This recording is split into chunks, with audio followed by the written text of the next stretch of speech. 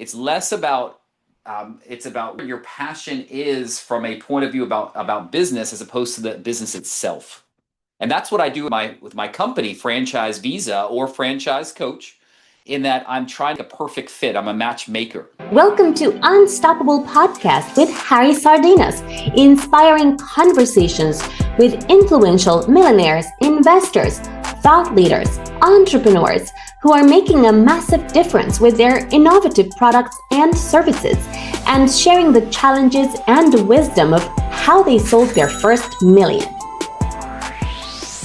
So the business from scratch is quite risky for someone migrating from corporate to start to become entrepreneur. And this franchise, having a franchise like a middle way, you have a business in a box. That is something that you can operate, that you have some skills in terms of leadership, management, right? You don't need to get product market fit. You don't even need to get from 0 to 1. It's just about operating the business, because the business already have a process to bring the clients in. It's gonna be way less resistance for people from abroad to enjoy live in United States. So Adam, how you came with this idea? How did I come with an idea of franchises? I'm not the inventor of franchises. No. With the idea that that you're gonna this product to people. Do you own a business before? So got it. Of course. So look, what is this? It was never really fit into corporate America. I graduated from business school in 2004. I actually lived in Europe for 7 years, 5 years in Poland, in Warsaw, in Budapest. And look, I tried things. I owned a real estate company, but I realized in 2010, 15 years ago, that I was great at execution, but not great at business process. So I bought into a successful franchise business. I owned the rights to Houston, Texas for an office cleaning master franchise. And then in 2018, I received an unsolicited offer to sell my business. So I'm a success story in franchising. And I want my candidates to go ahead and to replicate the same success that I've had. Wow, that's really powerful. I think that when we are in business, sometimes we what we are really good at, and what we discussed before the broadcast, we have it failing of companies starting up that they never succeed, right? And in the first 1 or 2 years, making the first million. And one of the challenges that we face is this one, that to become an entrepreneur is a skill. The more you practice, the better you become. And all this iteration is not for everybody. And I'm glad that you honestly have been so humble to share, here to our audience, what are your strengths and what are your weakness, because all the founders should be looking at the mirror and say, look, what I'm really good at. And if you're really good at leadership, execution, and management and operating, probably if you start a business from zero, from scratch, you're gonna hit your head against the wall. And a lot of say, don't give up. But how many times a fly go through the glass window if it's closed? You see, it doesn't matter how many times you're gonna hit it's not gonna work, because unless you change the approach and you open the door, the flies is not gonna get away. So what advice enhancing this, because look at you exited successfully your franchise. So what advice do you have for entrepreneurs out there that they are struggling, they are stuck, and they only have this idea, I have this business and I have to make this business work? Even people internationally hear this broadcast, listen, but people from all over the world, from United Kingdom, Australia, Europe, from different, of course, the United States.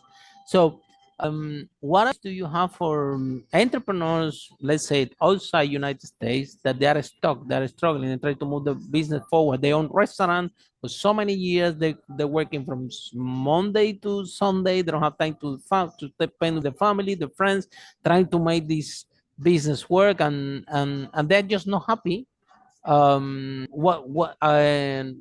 What message you tell them?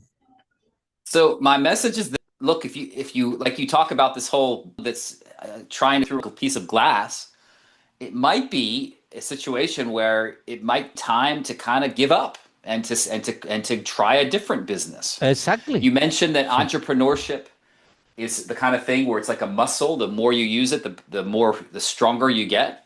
Maybe it's time to try out a different business. Yeah, absolutely. Maybe it's time to change the approach. Absolutely, or to try a different business to because if you've been trying a long time and it's not really working out, maybe it's not the right one. It's about failure. Entrepreneurship is so much more about failure than success. It's about the other 7 or 8 times you've tried something that didn't work out, and that one time that's a home run.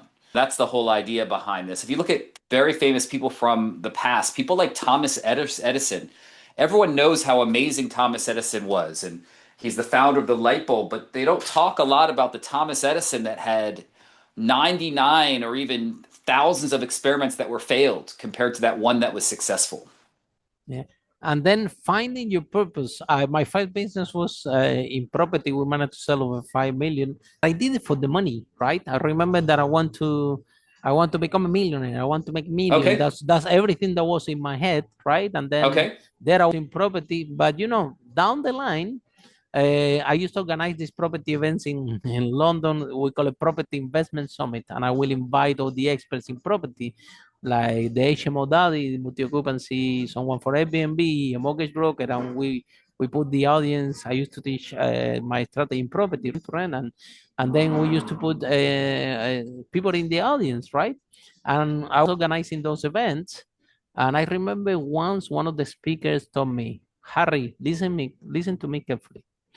If a tenant call you at 1 a.m. on Sunday, telling you that the boiler is not working and you need to find a plumber right now to fix it, and you get upset about the call, maybe you shouldn't be in property business. You should be doing something else." And that was a deep reflection that I took from that speaker. Yeah, a very well known and wealthy property investor speaker that was at my event.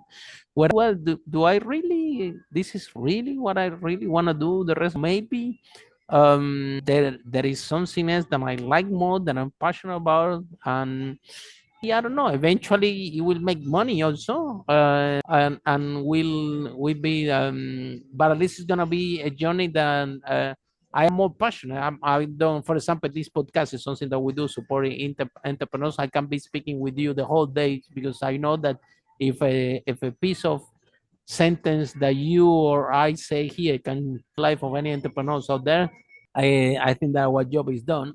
So tell us about this, about your passion, about fulfillment, because property. 1 out of 5 people that have been in this podcast, they are all property millionaires, real estate investors. So property is a very good vehicle to become wealth. Yet, if this is not your passion, could be contradicted. So what happened in 2010? What really get you out of the property thing? I know you learn a lot about it, but so tell us about finding your purpose. Okay, so what I would say, Harry, is I actually, with your permission, I kind of want to talk a little bit more about my candidates, right? The ones that are successful, and Of I course. talk to them on a regular basis.